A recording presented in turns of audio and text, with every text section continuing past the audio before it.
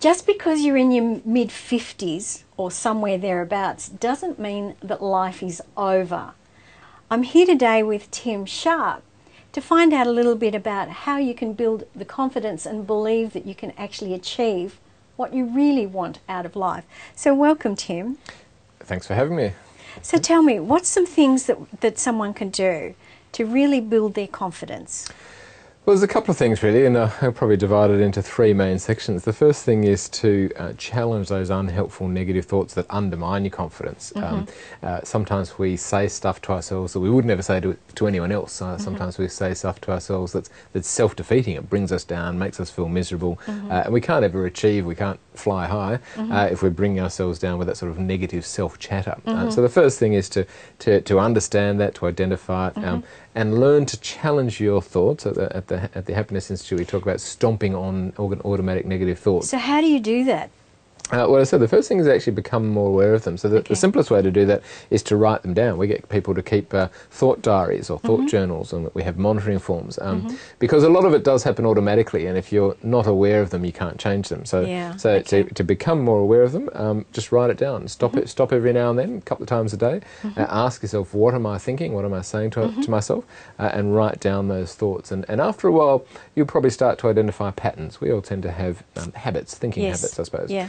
Some of them will be fine, but some of them will be unhelpful. And if you identify unhelpful, bad, negative thinking patterns, then the good news is you can change them. So once you're aware of them, then you've got to start to question them. Is there special questions you need to question yourself with? Yeah, some of the classic ones that I've probably said thousands of times in my career as a coach and a psychologist are, is this helpful? Is it realistic? Am I taking everything into account? Is it really that bad? They're just some of the common ones. There are hundreds of others, but if you can start off asking those simple ones, is it helpful? Is it realistic?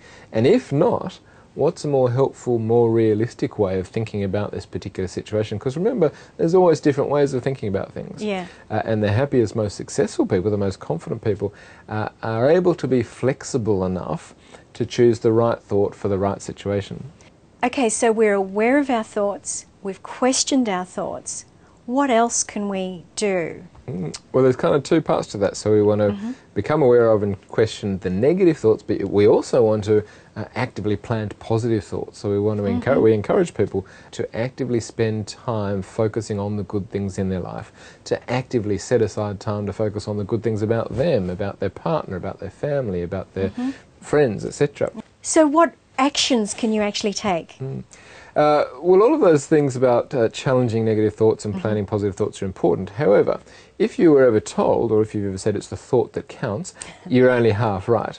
Thoughts are important, but actions speak louder than words, really. So in addition to challenging negative thoughts and boosting positive thoughts, we also encourage people to do stuff. And if you want to make a difference, find out what it is you want to do to make a better life or help other people, and then break it down into small, achievable chunks and do it a little bit by little bit. Because what we know is those little bits add up, and as they add up, you feel better, you feel more confident, you're able to do more and more.